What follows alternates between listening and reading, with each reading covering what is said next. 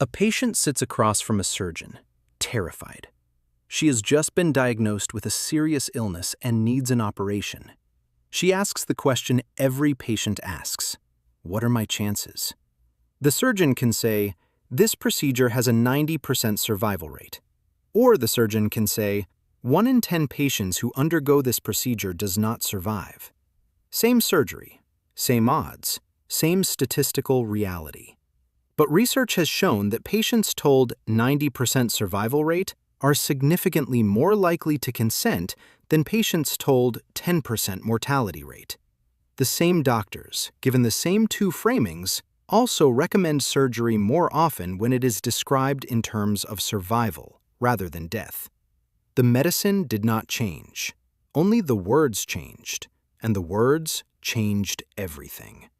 This is the framing effect, first formally described by psychologists Amos Tversky and Daniel Kahneman in a landmark 1981 paper in the journal Science. It demonstrates something deeply uncomfortable about human rationality. We do not respond to reality. We respond to the description of reality. And whoever controls the description controls the decision. Tversky and Kahneman proved this with an experiment that has become one of the most famous in the history of psychology: the Asian disease problem. They told participants to imagine that an unusual disease was expected to kill 600 people and asked them to choose between two programs. The first group saw the options framed as gains. Program A saves 200 people for certain, while Program B offers a 1/3 chance of saving everyone and a 2/3 chance of saving no one. 72% chose the safe option. Save 200. Do not gamble. The second group saw the identical options framed as losses. Program C means 400 people will die for certain, while Program D offers a 1/3 chance that nobody dies and a 2/3 chance that everyone dies. Now, only 22% chose the safe option. The majority preferred the gamble. Programs A and C are mathematically identical. 200 live, 400 die. Programs B and D are also identical. But when the frame emphasized saving lives, people chose certainty. When it emphasized losing lives, people chose risk. Same facts, same stakes, opposite decisions. This is not a laboratory curiosity. It is operating in every supermarket aisle, every courtroom, every doctor's office, every political speech, and every advertisement you have ever encountered. Walk into a grocery store and stop at the meat section. 2 packages of ground beef sit side by side. One is labeled 80% lean. The other is labeled 20% fat. They are the same product. 80% lean is, by definition, 20% fat.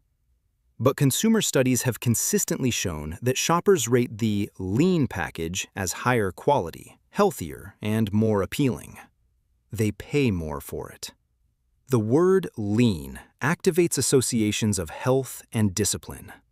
The word fat activates associations of excess and indulgence.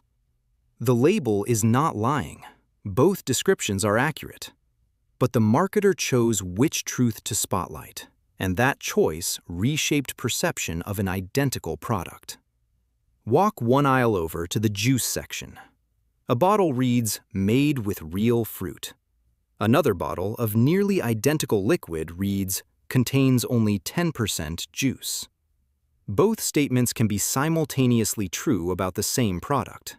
One frames it as natural and authentic. The other reveals how little fruit is actually inside. The first frame sells. The second would not. The insurance industry has built an empire on framing. When an electronics retailer offers you an extended warranty at checkout, they do not say, "Would you like to pay $40 for a product that has a 96% chance of never being needed?" They say, "Without protection, if something goes wrong, you will have to pay the full replacement cost out of your own pocket." The first version frames the purchase as a gain. You are paying for a statistical improbability. It sounds foolish. The second frames it as a loss. You are exposed to financial disaster, and this product eliminates the threat. It sounds prudent. Kahneman and Tversky's prospect theory explains why. We feel the pain of losing $100 roughly twice as intensely as the pleasure of gaining $100. The warranty seller does not need to lie. They just need to frame. The pharmaceutical industry has elevated framing to an art form. A drug advertisement on television tells you that a medication reduces your risk of heart attack by 50%. That sounds extraordinary. Half the risk eliminated? But buried in the fine print is the absolute data. The risk of heart attack in the control group was 2%. In the treated group, it was 1%. The reduction from 2% to 1% is indeed a 50% relative reduction, but in absolute terms, you went from a 98% chance of no heart attack to a 99% chance. One additional person out of 100 was helped. 50% risk reduction and helps one additional person in 100 describe the same clinical outcome. One frame sells prescriptions. The other would make patients question whether the side effects are worth it. The pharmaceutical company chooses the frame that moves product. Political communication is perhaps the most consequential theater of framing in the modern world. In 2010, the United States debated the Affordable Care Act. Supporters called it health care reform, a frame emphasizing improvement, progress, and fixing a broken system. Opponents called it a government takeover of health care, a frame emphasizing loss of control, bureaucratic overreach, and coercion. Pollsters discovered that public support for specific provisions of the law, coverage for pre-existing conditions, children staying on parents' insurance until 26, was overwhelmingly positive when described neutrally. But support for the Affordable Care Act as a whole fluctuated wildly depending on which frame the question used. The same policy, the same provisions, radically different public opinion, shaped entirely by whether the frame emphasized what citizens would gain or what they might lose. Estate tax provides another stark example. When pollsters asked Americans whether they support the estate tax, a majority said yes. It sounded like a reasonable tax on large estates. When pollsters asked the same Americans whether they support the death tax, a majority said no. It sounded like the government punishing families for dying. Same tax, same policy, same rate, different name, different vote. The legal system provides some of the most consequential framing in action. A prosecutor describes a defendant's behavior as a calculated, cold-blooded attack. A defense attorney describes the identical behavior as a desperate act by a person pushed beyond the limits of human endurance. Same event, same facts, two completely different emotional responses in the jury. Studies have shown that even the sequence in which evidence is presented, which frame the jury encounters first, significantly influences the verdict. The first frame sets the narrative anchor, and all subsequent information is filtered through that lens. In a wrongful death lawsuit, the plaintiff's attorney tells the jury the victim lost 40 years of life. The defense attorney describes the same death as occurring after 62 full years of life. One frame measures what was taken. The other measures what was had. The difference in damage awards between these framings can be millions of dollars. The framing effect extends deep into everyday consumer decisions most people never notice.